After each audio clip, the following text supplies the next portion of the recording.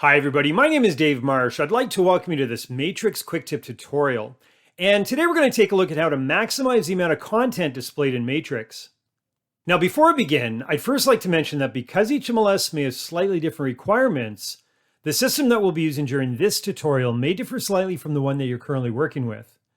Nevertheless, the functionality is the same, and for the most part, whatever you see during this tutorial, you'll easily recognize in your own system.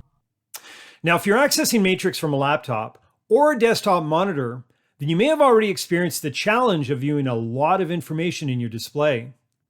Fortunately, Matrix offers two valuable tools that allows you to maximize your screen real estate. The first option is to collapse the main navigation menu in the header. And you'll notice that by doing this, it also opens up additional space by hiding the speed bar as well.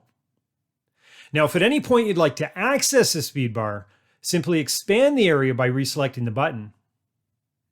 All right, so the second option to maximize your display is by changing the page's text size, either to medium or to small. And you'll find that by doing this, together with minimizing the header, that you can quickly maximize the amount of content that fits on your page.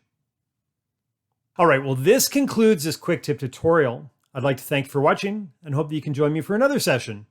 Take care.